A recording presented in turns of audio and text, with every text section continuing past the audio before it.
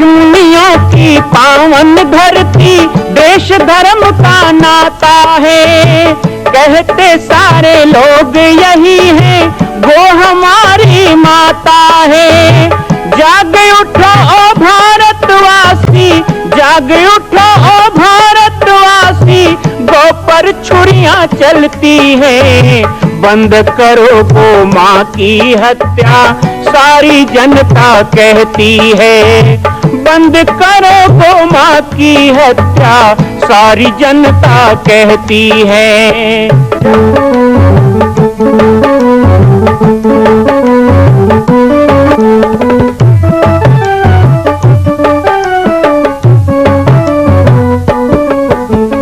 जगह जगह पर बूचड़ खाना, लाखों गौएं कटती हैं।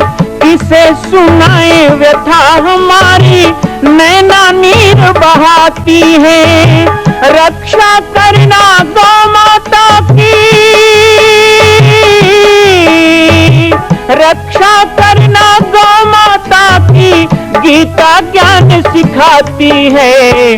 बंद करो गौ माँ की हत्या, सारी जनता कहती है। बंद करो गौ माँ की हत्या, सारी जनता कहती है। जय श्री राम, जय गौ माता, जय गोपाल। स्वागत है आप सभी का भारत के हृदय स्थल छत्तीसगढ़ प्रांत में मां कौशल्या धाम जिला बालोद में विगत 18 वर्षों से बन रहे इस विशाल दिव्य भव्य मंदिर का निर्माण। विश्व के अंदर भगवान राम के लाखों मंदिर हैं। अब अयोध्या में भी रामलला विराजित हो चुके हैं, लेकिन छत्तीसगढ़ की बेटी मां कौशल्या जो राम की माता है, उनका एक भी मंदिर पूरे विश्व में नहीं।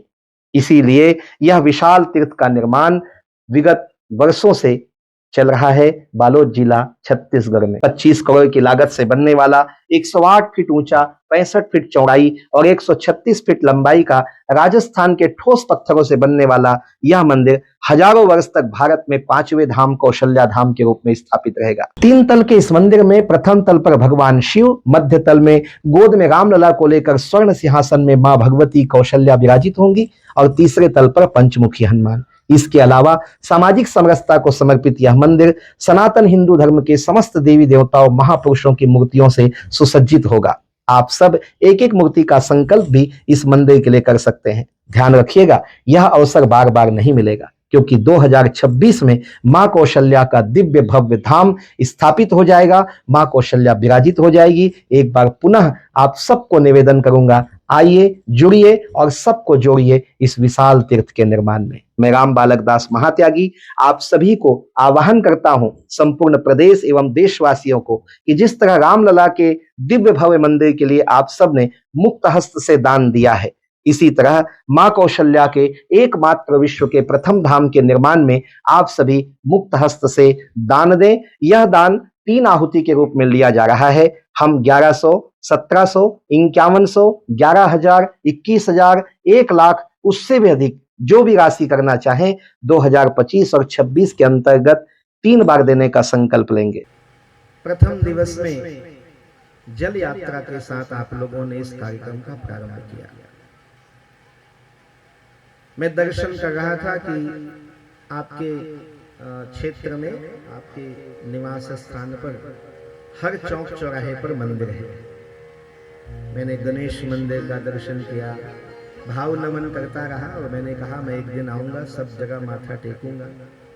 राम मंदिर, शाकंभरी मंदिर, गणेश मंदिर, शिव मंदिर, श्री राम मंदिर, हनुमान मंदिर, हर चौक चौराहे पर मंदिर का होना इस बात का परिचय है कि इस क्षेत्र में रहने वाले लोग धार्मिक हैं, ये गांव में रहने वाले धार्मिक हैं, यहाँ की माताएं बहनें बंधु धार्मिक हैं, जिन्होंने इतने मंदिर और पूजा स्थानों का निर्माण करवाया है और बहुत सुंदर सब जगह सेवा भी चल रही है।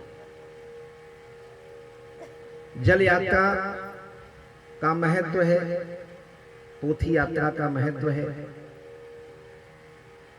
कहा गया कि 18 पुराण और 18 उप पुराण, ये 36 पुराण कलयुग में भगवान के प्रतिनिधि हैं।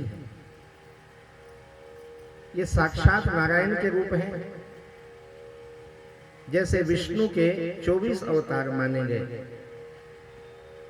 उनके 10 अवतार माने गए, 24 अवतार माने गए, ऐसे ही 36 पुराण नहीं है, ये 36 भगवान विष्णु के ही, महाविष्णु के अवतार हैं। भले उनके नाम अग्नि पुराण, गणेश पुराण, नारद पुराण, गरुड़ पुराण, लिंग पुराण, शिव पुराण, भागवत महापुराण अलग अलग नाम हो, लेकिन ये सभी विष्णु के रूप हैं, विष्णु के अवतार हैं। इसलिए साक्षात नारायण को स्वागत करके आप लोगों ने आज इस विजयनगर के मैदान में स्थापित किया है, और जहां नारायण की स्थापना हो जाती है वहां अपने आप समृद्धि, सुख और शांति की अनुभूति होती है। नारायण की स्थापना के साथ आपने कभी विचार किया, हम सदा जल की स्थापना करते हैं। जल तत्व शक्ति का प्रतीक माना है।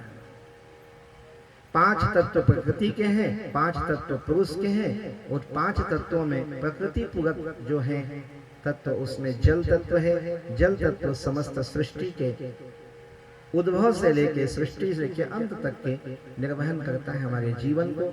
इसीलिए हम जल तत्व को यहाँ पर स्थापित करते हैं, जल यात्रा निकालते हैं, कलश में स्थापना करते हैं। और हमारे धर्म शास्त्रों में जितना अग्नि का महत्व है उतना जल का महत्व है।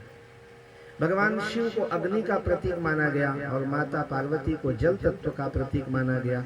इसलिए नदियों को हम स्त्रीवाचक शब्द से संबोधित करते हैं। गंगा, गोदावरी, मंदाकिनी, अलग अलग नामों से, नर्मदा, उनको हम माता कह के बुलाते हैं, माता कह के उनकी पूजा करते हैं। इसलिए आप भगवान शिव को और नारायण को यहाँ ग्रंथ के रूप में और जल रूप में माता शक्ति को स्थापित करते हैं। इस तरह प्रातः काल का कार्यक्रम, आपने रुद्राभिषेक का कार्यक्रम भी यहाँ पे आयोजित किया है, और अभी मध्याह्न काल में आप सबने रुद्राभिषेक किया।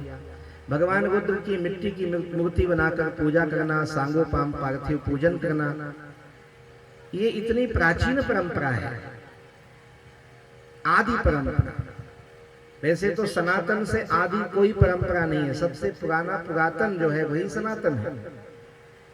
लेकिन हमारे सनातन हिंदू धर्म में जितनी पूजा पद्धति रही है, कई पूजा पद्धति बाद में आई है अलग अलग परंपराओं के अनुसार, लेकिन भगवान शिव की मिट्टी की मूर्ति बनाकर पूजा करना ये आदिकाल की परंपरा है। मैं जिस स्थान से आया हूं वहां पर मां कौशल्या का धाम बन रहा है, अभी अभी यहां पर आपको बताया गया। माता कौशल्या बड़ी भाग्यशाली है कि उनको राम जैसा पुत्र मिला। महाकौशल का भाग्य है मां कौशल्या। और मैं महाकौशल में बैठा हूं, छत्तीसगढ़ हो चाहे महाराष्ट्र हो।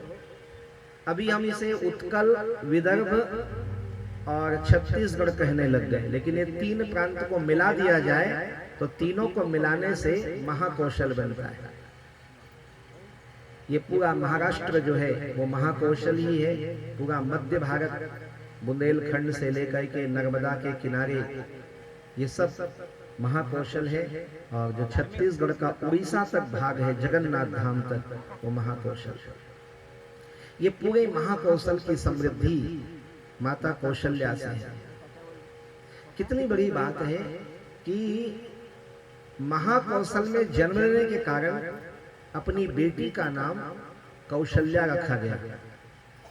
जैसे कैकेयी देश में उत्पन्न होने के कारण कैकेयी का नाम कैकेयी रखा गया। सौमित्र देश में जन्म होने के कारण सुमित्रा नाम पड़ा। तो दक्षिण महाकौशल में जन्म लेने के कारण बेटी का नाम कौशल्या हो गया। यहां तक समझ में आता है कि जहां जन्म लिया तो वहां के हिसाब से नाम रख दिया।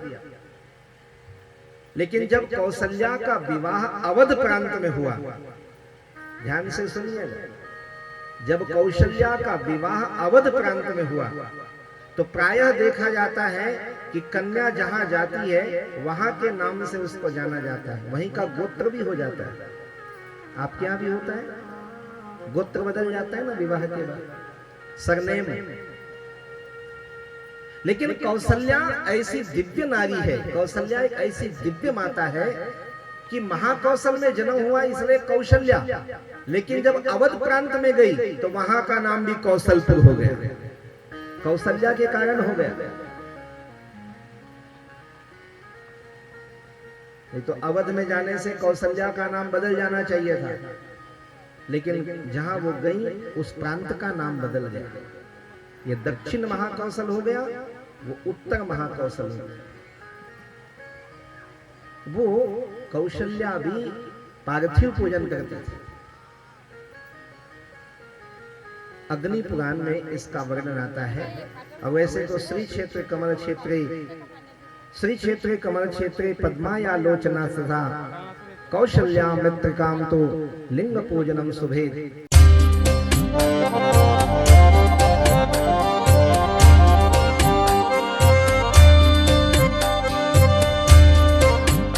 मां कौशल्या के धाम का निर्माण प्रारंभ हो चुका है, अब 2026 में पूर्ण होने वाला है। अरे अंगद हनुमान नहीं तो गिलहरी तो बनिए। एक छोटा सा संकल्प आप अपने मां भगवती के लिए नहीं कर सकते हैं? यदि आप राम भक्त हैं तो मैं चाहूंगा कि मां कौशल्या के धाम के निर्माण के लिए आप अपने जीवन का एक अंश जरूर समर्पित करें। आइए हमारे नीचे चल रहे व्हाट्सएप नंबर और अकाउंट डिटेल पर संपर्क करके अपने जीवन का एक अंश लगाकर आप भी पुण्य के भागी बने। मैं राम बालक दास महात्यागी, मां कौशल्या धाम, जिला बालोद, छत्तीसगढ़ से। मां कौशल्या की पावन जन्मभूमि छत्तीसगढ़ प्रांत में बालोद जिला में स्थित है श्री सर्वसिद्ध शक्तिपीठ जामड़ी पाटेश्वर धाम। परम पूज्य सद्गुरुदेव राजयोगी बाबा जी की तपस्थली श्री पाटेश्वर धाम और विश्व के अद्वितीय मां कौशल्या जन्मभूमि मंदिर निर्माण का दर्शन करने और इसी प्रकार समसामयिक विषयों पर अपना ज्ञान वर्धन करने के लिए और 10,000 गायों के लिए बनने वाले श्री हनुमान नंदीशाला गो अभ्यारण्य का समाचार प्राप्त करने के लिए आप सभी देखते रहें YouTube चैनल पर राम बालक दास, और हमारे चैनल को आप सभी सब्सक्राइब करें, घंटी का बटन दबाएं ताकि आप सूचनाओं से जुड़े रह सकें। जय श्री राम, जय गौ माता, जय गोपाल।